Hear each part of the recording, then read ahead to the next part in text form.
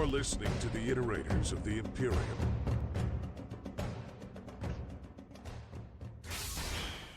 Hi, I'm Miss, and I'm here with my co-host Ryan, and you're listening to Season 6 of the Iterators of the Imperium podcast, the podcast in which Ryan, yes, is still the expert on Warhammer 40k, and I am the noob.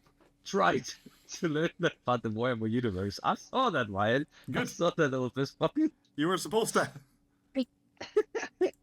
good intro. Let's get into it, Ryan. So we are going to continue with Ahriman today, yes? Yes. Aye, that's the plan anyway.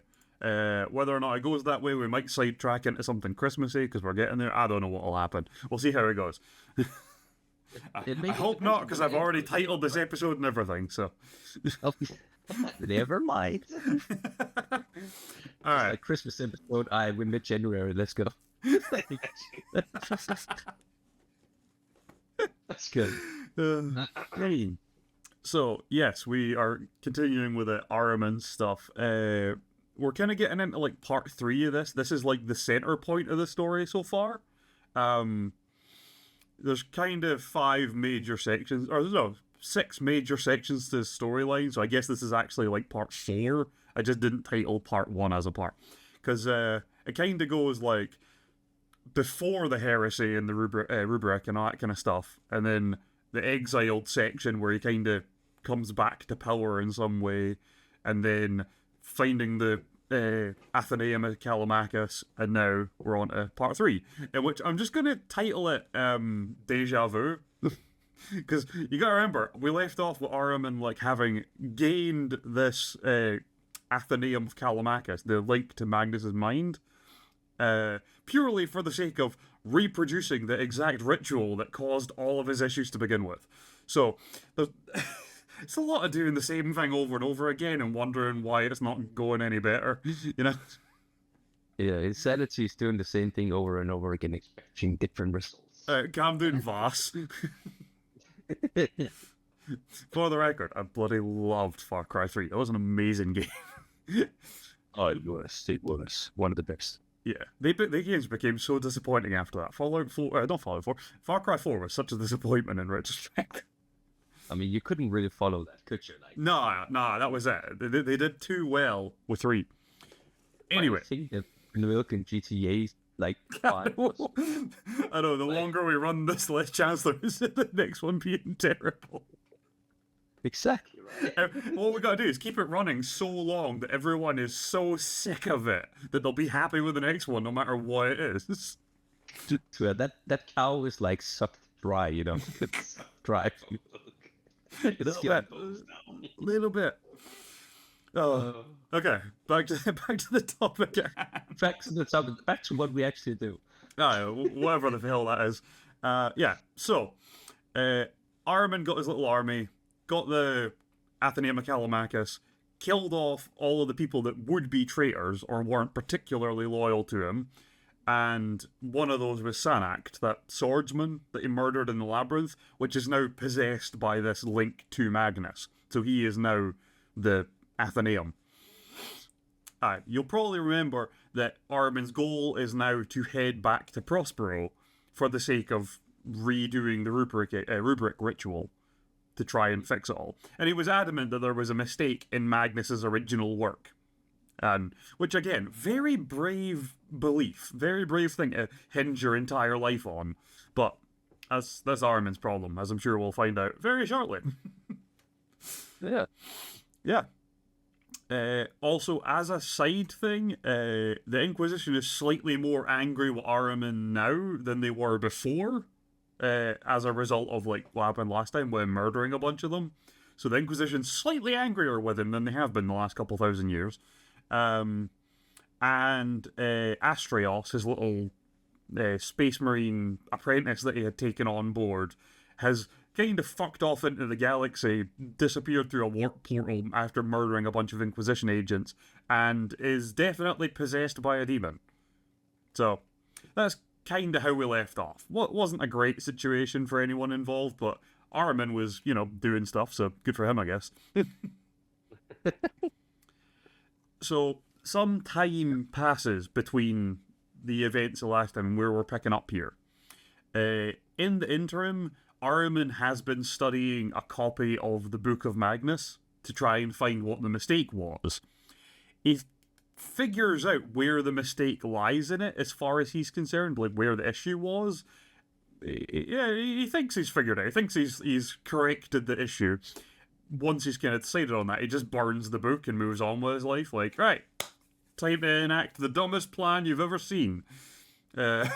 So he, like, destroys the book so no one else can check it out. Then basically tells someone to hold his beer because he's about to do something incredibly stupid. That's the gist of this part of the story, just so you know. So that everyone else can see that this is a stupid idea, except Ahriman.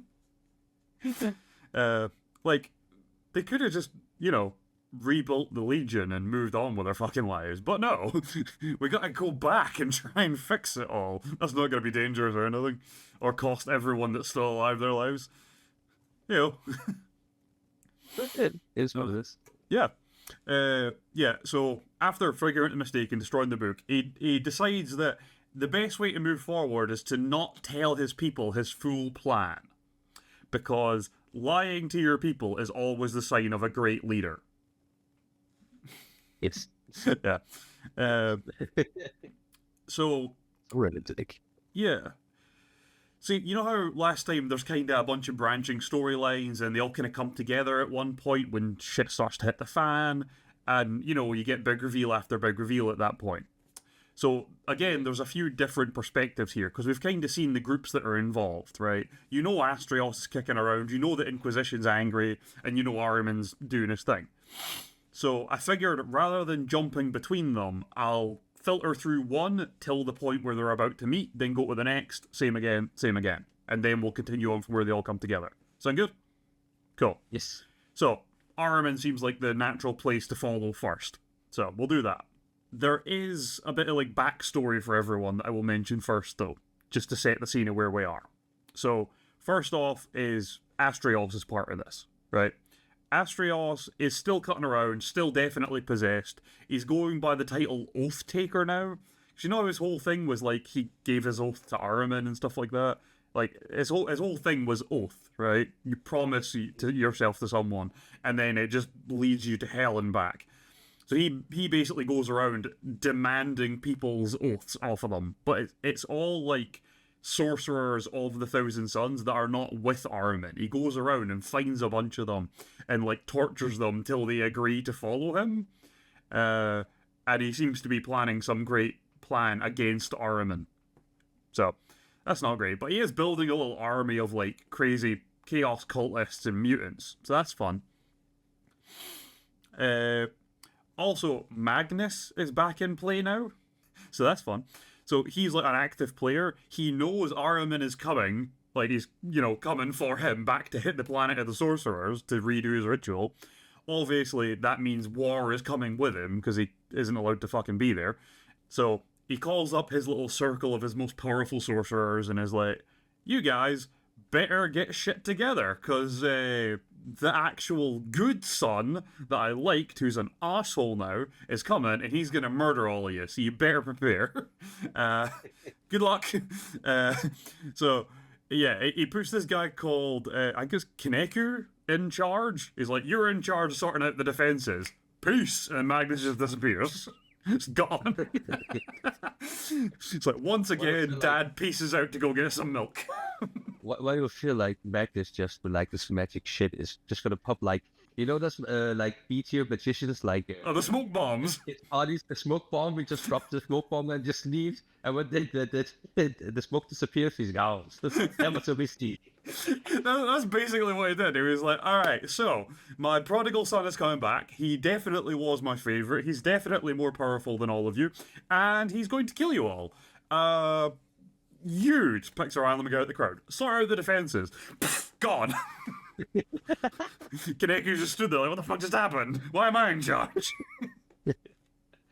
Was he real? Kaneku's left standing there holding the shovel what the fuck?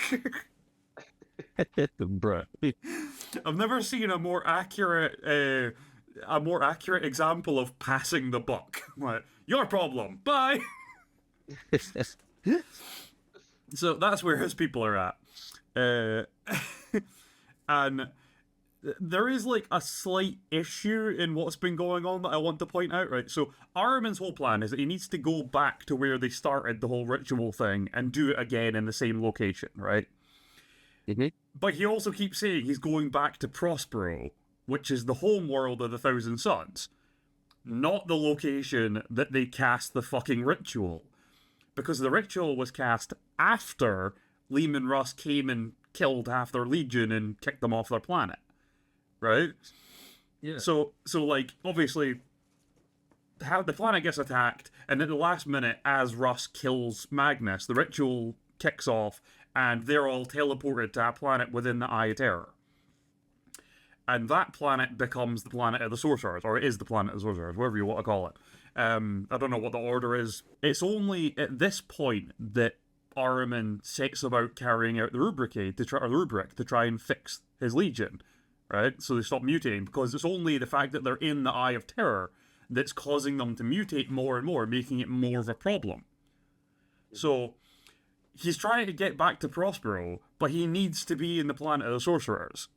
And he has not mentioned any link between these two things up until this point. He keeps going, we need to go back to where we started. We're going to go that way. It's not the right way.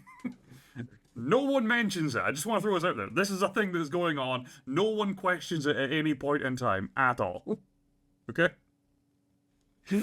Yeah. Because I realized I've been saying this and I'm like, wait, they don't explain this, like, at any point, and I haven't explained it at any point. But he does keep, like, saying the two things that are in contrast to each other. I thought I'd explain. That's exactly what's happening. He does not make it clear at all at any point to anyone what his plan is. So that's fun. Yeah. Yeah. So, yeah. The other thing is that when they did the Rubric, and they were all kicked off of the planet of the Sorcerers, they were, like, magically banished. They physically cannot return to that planet now, because of, like, Magnus banishing them. So, that's another thing, but Ahriman does have a plan to get around all of this and subvert Magnus's magical banishment. So, right, let's get into this. Yes. So, Ahriman goes and tells his people what his plan is to some degree, you know, except for the parts he's not going to tell them because he's a great leader. And then he just kind of goes off and meditates for a while, as Ahriman is, you know, known to do. At this point, he has, like, a vision of Magnus, like, warning him of, like, unseen dangers. Which is weird, because he's not asleep. Like, if you have a dream about something like that, you're like, oh, I was asleep, it's fine. Like, it could be enacting, right? If you have a vision while you're awake, it's more like someone is trying to make you have that vision. Something is doing that to you. That's not happening naturally, you know? You're either, like, some kind of crazy warp oracle that can't control their power, so they just see shit randomly, or someone is giving you a vision. So Ahriman gets a bit kind of worried about this, and for some reason he decides to go talk to Iobel. Remember the Inquisitor that's mind is trapped inside his mind? Yeah. Yeah. He decides to go talk to her, for some fucking reason. It's very unclear why. And she basically just goes, fuck you, I'm not helping you, go and fuck yourself, good luck with your asinine plan, dickface. Like, she's unbelievably belligerent and is unhelpful in every way physically possible. Which is understandable. He did kidnap her mind and kill her. So, I wouldn't be particularly helpful in that scenario. So, I understand why she's not. So, Ahriman's left kind of just like, that really didn't help me at all, and I'm still kind of worried. Moving on. You'll notice a pattern with Ahriman, which is things are not going correctly, and he is amazing at ignoring that fact. Yeah. He's incredible at living in denial. That's his greatest skill, is just ignoring danger directly in front of him. So yeah, there's that. So, moving forward, Ahriman and his little army, his little cabal, attack a space hulk called the Monolith, which, no real explanation as to why, but they do. During the assault, the Monolith, for some ungodly reason, is ripped from reality into the warp. And they kind of just ride this, like, warp rift. And they also totally lose track of the monolith along the way, because, like, once you're in the warp, you could follow it, but they're like, they don't want to. They just kind of go wherever they're going. I don't know why they had to do this. It's never really explained at any point why they attacked this ship, but they did. It's just a thing. So, dragged into a warp rift, they sawed off. The monolith sods off in a totally different direction within the warp. Probably never to be seen again. Someone else's problem, basically. Right? Yeah. Once they get out of the warp, with the help of their surprisingly suicidal navigator, they then have to go and attack another ship. This one, there's actually a reason for, though. There is a good reason for this one, right? So, they never explain it, right?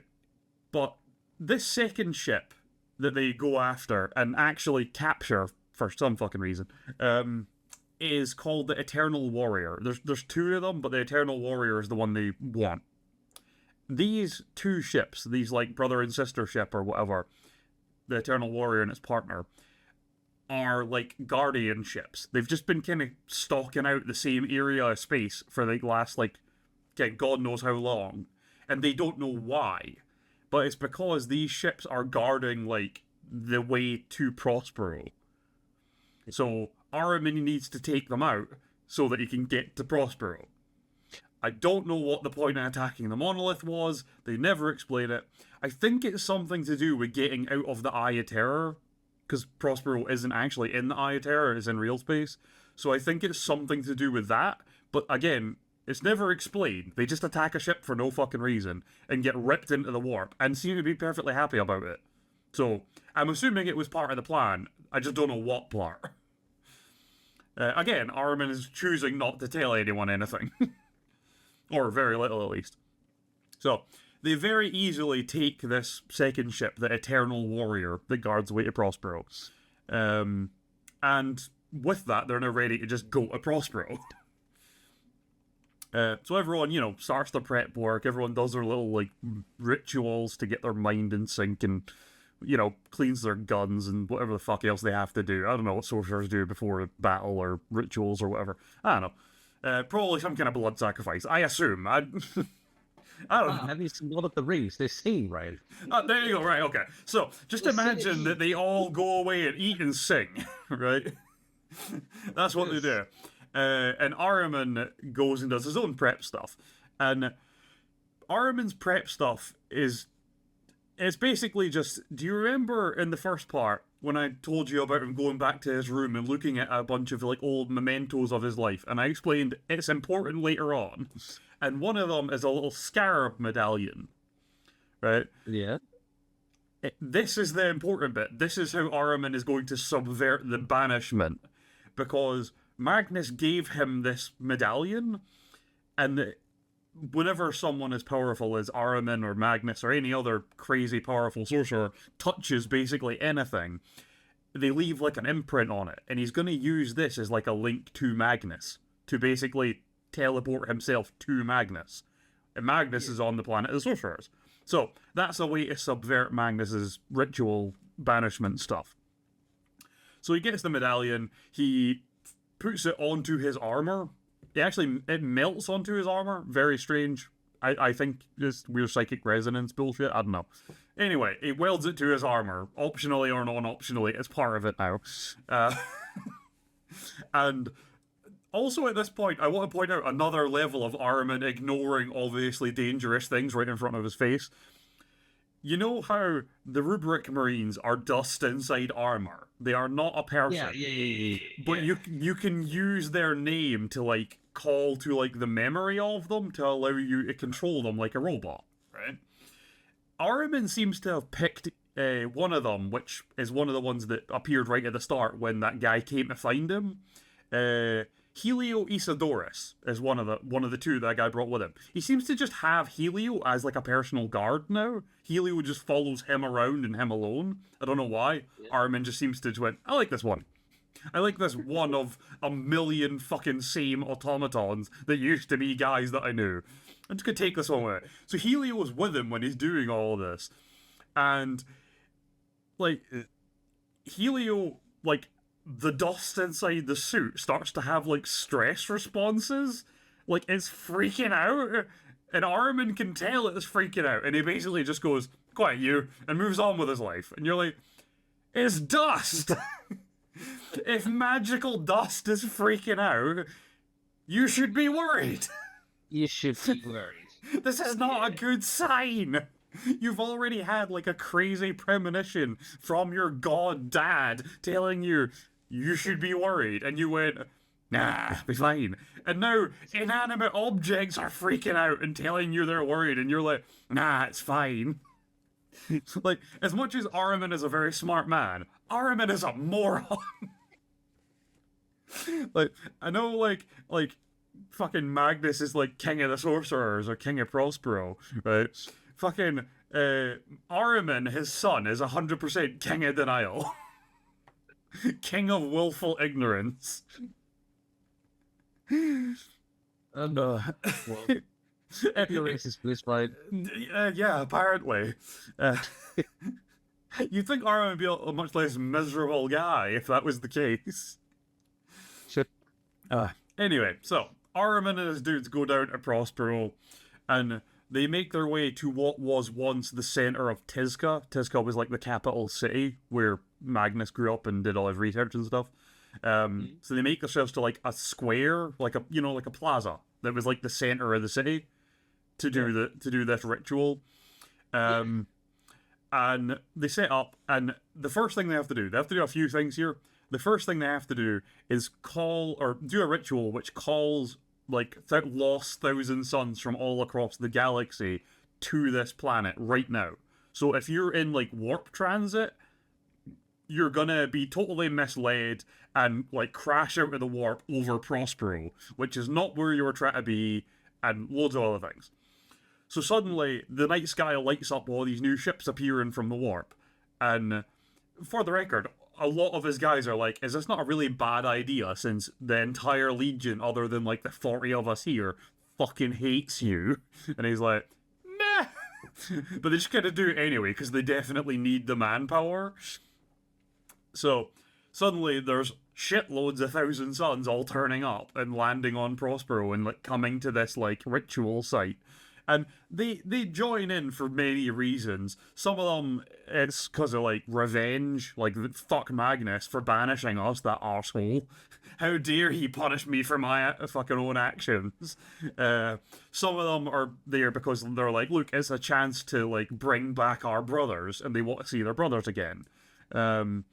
And some of them, like, there's a dude called Kaon, who is an incredibly powerful sorcerer, who is actually a member of the Black Legion, Abaddon's Legion, now. He turns up, which is great, because he's a fucking tank, but he's only there because he owes Ahriman a debt. It's just like, I'm doing this purely to settle a debt, but that's it. Fuck you. He's also very belligerent towards Ahriman about all of this. Like he appears, he's like, I'm taking my ritual, I'm taking my spot in the ritual, but like as he walks to, he's like middle finger up to Ahriman as he walks over. He's like, fuck you. So I'll do what I have to do, but I'm not gonna like it. It's good. I like him. He's a cool guy. But he is an absolute unit of a sorcerer, so like you want him on side regardless of the reason. Cool guy. Cool guy, Keon. He does not skateboard, unfortunately, though. So, with his, slightly larger army of misfit sorcerers, he kicks off the ritual, which this is the one that's going to get them to the planet of the sorcerers. So, there's like 5 rituals they're doing in a row. It's a lot of ritual. So, they've done the first one to get more sorcerers. Now they're doing the one to get them to where they need to be. And then they're going to do the one to try and fix the Legion. It's a whole thing. It seems like it would be fucking exhausting. It just sounds so fucking exhausting. And once that ritual kicks off, we are going to move to someone else's storyline. Because, again, we're going to match them all up to the point that they join together. So, would you like to do Astrios' part or Magnus' part? Magnus' part. Alright.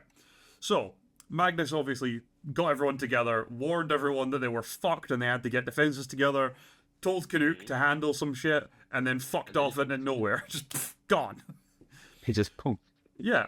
So, obviously, a bit of time passes. Canuck's organising, like, summoning ass-loads of demons and stuff like that, and is prepping for the battle. And he kind of starts to worry because they have no idea where the fuck Magnus went. Like, he should probably be here. Like, no one's heard from him in a while. So, like, that's not great. The fuck's he doing? Where the fuck is he?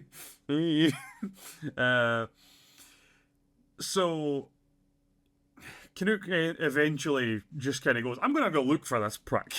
Right? I want to find Magnus. I need to know what else going on. I'm just going to go look for him.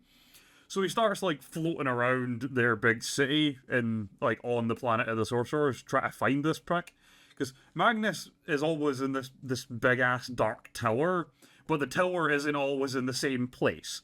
If you can find the tower, you can find Magnus, but the trick is finding the tower in the first place, because it kind of moves around, right? So he's like, I'll just go fly around and try to find the fucking thing. It's a big-ass tower. It's easy to spot. So he just starts flying around, and, like, he sees the army being summoned and stuff like that. He sees, like, a big demon titan coming into existence, which is pretty cool. So you can see the scale of the war they're preparing for, being that they're raising, like, a 600-foot-tall demon robot to battle. You know, demon Gundams. You know, that's what they're bringing to the fight. Millions of demons and demon Gundam. Good luck.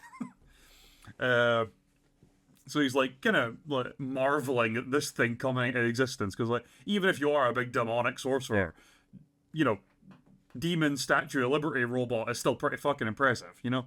And then he gets, like, a summons from Magnus, so he now knows where he is, and Magnus wants to stop him. So Kaneku heads over to meet with Magnus. And the meeting is basically just Magnus explaining that he tried to bargain with a bunch of Zenchian demons. It went really badly. Magnus fucked up. And it's all very cryptic nonsense. It never really explains what goes on. But, like, he crumbles to ash. It just, like, turns to ash. And his last words are basically just like, I made a mistake. I was so fucking wrong. As he just, like, disintegrates in a pile of ash.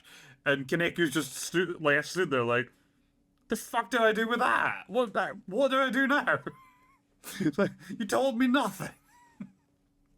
So Kaneku is left very confused and worried about his future. Edible. Yeah, so that's Magnus's part. It's all just like build an army. Build the fucking army. With little pieces of Magnus bewildering this one guy over and over. Kaneku's having a fucking hard time, man. He's done nothing for like 10,000 years. Then suddenly he's in charge of everything, and Magnus is gone. He is getting deep-ended in the worst way possible. So, we now come to Astrios' storyline, which is slightly less relevant to what's about to happen, but we'll go through it. So, Astrios' most recent victim of his whole Oath-Taker thing was a Thousand Sun sorcerer named Mimonim. Really fucking shite name to try and say. So yeah, he basically just found this guy, took him captive, tortured him until he eventually agreed to help Astrios. It was with like the promise of like helping Mimonim get revenge, but like he would torture you till you agreed. Like, it's not because you're getting anything out of this. The only thing you're getting out of this is no more torture. I want to point out, Astrios is very much taking the Catholic method at this point, which is agree with me or hurt you. Yeah. It's old school Catholic, but like that was like, you know, like the Crusades and stuff, that was their whole thing. Agree with us or we hurt you. It got shit done though. It fucking did. If you were a Catholic in those days, as far as you were concerned, that method worked. No one else agreed with you, but like, like the Catholics fucking loved that shit. They were just very, very powerful recruitment method. Yeah, so this is the most recent guy he's, you know, recruited to his little cabal that he's building, his little army of freaks. Shortly after getting that guy, Astrios takes his little slap-together army of, you know, like, cultists, former Thousand Sons sorcerers, and mutants, and they capture a space Hulk called the Monolith. You know, the one Ahriman attacks for no fucking reason. So, at the time Ahriman attacked it, Astrios and his full army of freaks were on board. I'm pretty sure they're the reason it like gets ripped into the warp, which I think Ahriman had basically just seen the future and was like, if we attack this thing, we'll get ripped into the warp and it'll take us where we need to go. Not knowing why it would do any of this.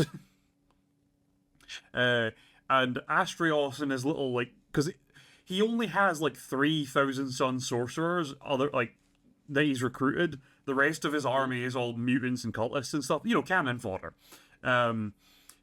So he has these 3 guys as his, like, advisors kind of thing. He has his, like, little council.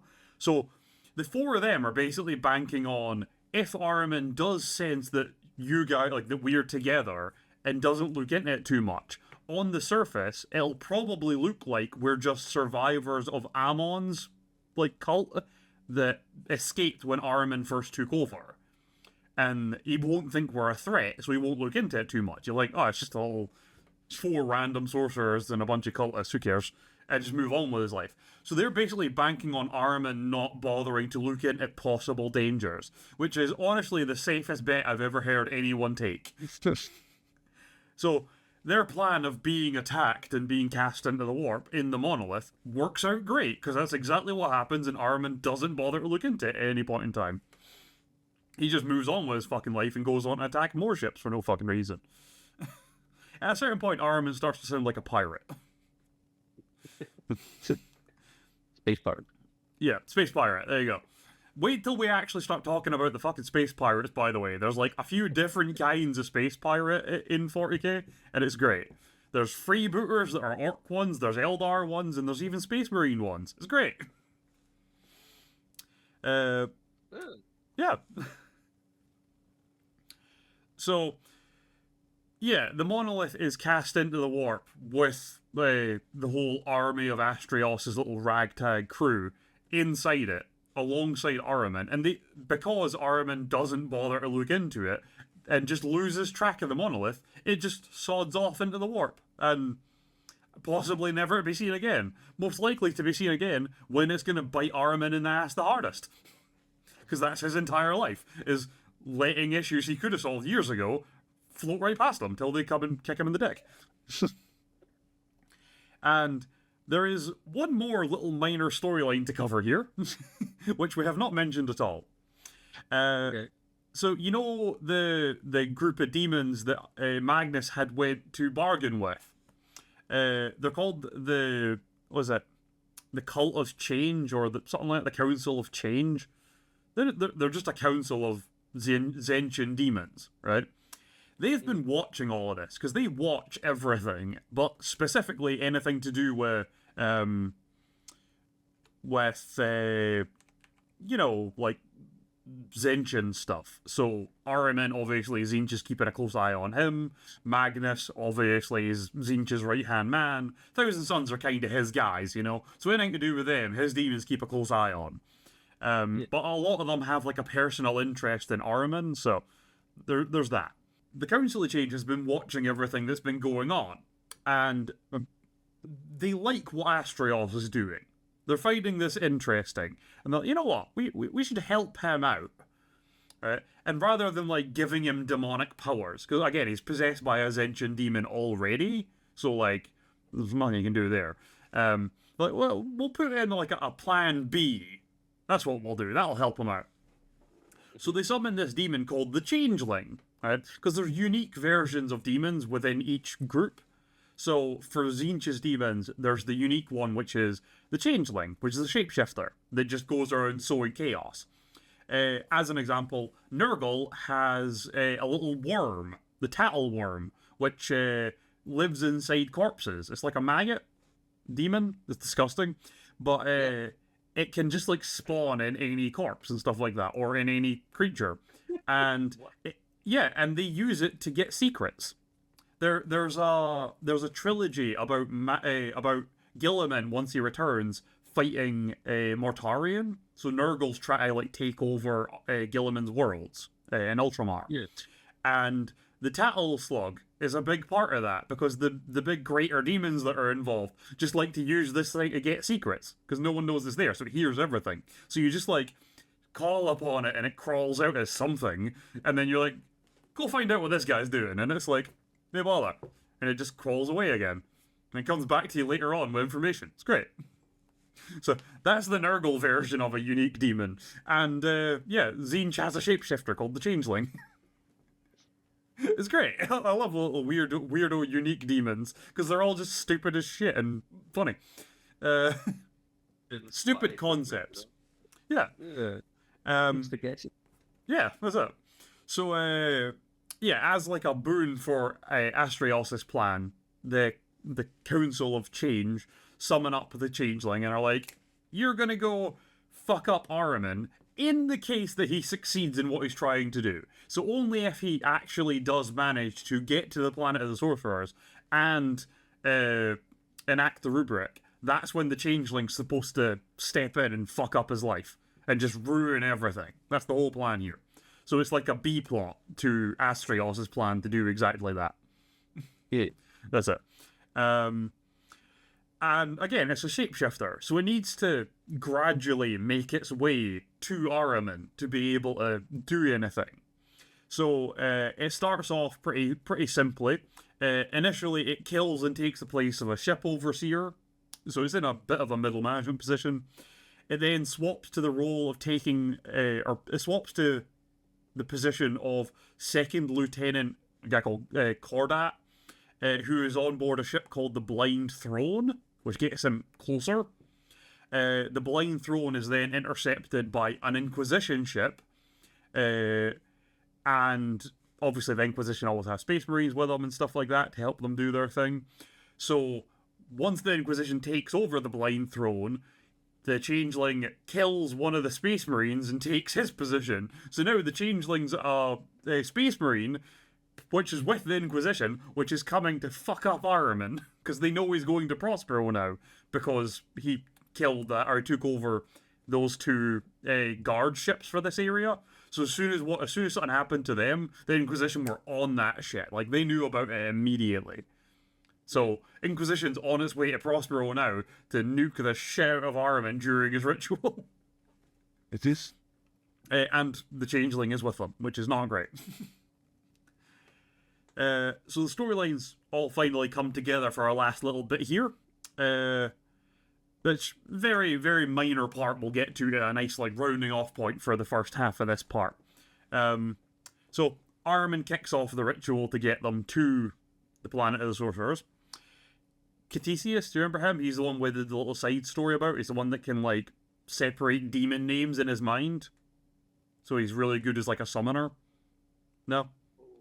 No. We covered like two little minor stories about him between the first part, like first major part and second major part, so don't worry about it. His whole thing is he's really good at summoning demons. But he's also like quite a sensitive soul. So while all this is kicking off, he decides he needs to go and get some like, some quiet to like settle himself, because he was really unhappy about coming back to Prospero, because it's it's a lot of memories and stuff. So he goes for a walk, basically. He leaves his post and goes for a walk. And he ends up in the room that has the Atheneum of Kalimakus. Sanact, their dead mate, who's now just a link to Magnus. And while he is there, the Atheneum starts talking to him. And this time it's talking to him in Magnus's voice rather than Sanact's voice. And it just tells him, in its usual cryptic bullshit way of talking, because it's a weird link to Magnus, that it is actually just Magnus. It's, so, funny thing, do you remember that there was a bunch of shards of Magnus scattered all across the galaxy after Lehman killed him? One of them is just this guy. Like, it's not like some crazy magical link to Magnus, it's just part of Magnus. that Magnus never got back because it was so quickly hidden by the Inquisition. It's just a part of Magnus's mind that they've had that they just didn't realise. So that's an issue that they'll have to deal with later on. But that, big reveal there. Yeah, and back on the planet with the ritual kicking off, because that whole thing of we actually just have part of Magnus in a broom cupboard, that's an issue for later. Ahriman's currently in the middle of a bunch of other problems that he caused, so we'll deal with that other problem that he caused later on. As the ritual kicks off properly, you might remember, I've mentioned it a few times, a shitload of people died on Prospero, which is why it's a big deal for them. Well, the majority of people that died were Thousand Sons, They were all incredibly powerful sorcerers, and the warp works in a weird way, and people tend to leave imprints on shit. So when a shitload of incredibly powerful sorcerers all die in the same spot, it kind of leaves a mark on the world. And it turns out the dead didn't like being disturbed, so the rubble of war kind of forms into a giant monster because Ahriman is doing this ritual here. It's like all the dead are like, will you fuck off and let us sleep? So it all kind of coalesces into a big monster made of rubble and broken glass and, swords and stuff and armor from the dead. It all rises up out into the ground into a big monster, which is pretty horrible. That's pretty rough. And Ahriman tells his dudes to just keep going, it'll be fine, we'll handle it, don't worry. The giant monster is not an issue. And then he senses shit coming out of the warp all around the planet, because the Imperium's just arrived. The Inquisition's fucking troops have just turned up to kick his ass. So now the planet's surrounded by Inquisition troops. There's a monster made of their dead friends coming to get them. And it's kind of I imagine being in the middle of a big crazy ritual while all this shit goes on around you is kind of like being in a hurricane. I imagine it's that level of confusion and disorientation and shit flying around, But in the center of the hurricane, there's quiet. Oh, wow, I just accidentally directly quoted Hamilton. Anyway, so you know how the eye of a hurricane is peaceful, the center doesn't get the carnage. It kind of falls to that. So Ahriman's in the middle of his ritual, running everything, trying to figure out what the hell to do next and all that stuff. And then everything just slowly stops. Just everything freezes in time. And he's kind of confused for a second, oh, I didn't do that, so who the fuck did that? And then he hears a voice talk to him. And he turns to see who it is. And standing next to him is the six-winged, one-eyed motherfucker, Magnus the Red, just towering over him. And Magnus explains that, he hasn't stopped the ritual. He's kind of just paused everything else for a minute. The ritual's still going to go on. The ritual kind of has to happen. It's going to happen one way or another. You know how fate works. It's going to happen one way or another. So he's not stopping it. But he is here for revenge. I think that's a great place to leave off. This is about as bad as things could possibly be, Yeah. I'm imagining, you know how sometimes nukes didn't go off? You had the dud ones that would just hit the ground and stay there as a threat of death for months.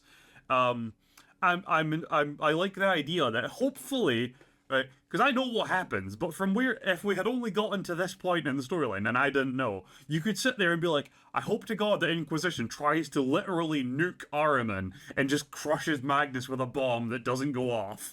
That would be funny. Probably wouldn't kill him, but be fucking funny. The best thing is he has big crazy wings now as well. So it would be like when you crush a bug and there's just wings sticking out from under whatever you crush it with. That's right. Thanks for that image. You're welcome. Would you like to round us out after that carnage? If it can do. Well, thank you guys for listening to this episode. It's been me, Miss, and Ryan, and we'll catch you in the next one, yeah. Yes, sir. Bye. Bye.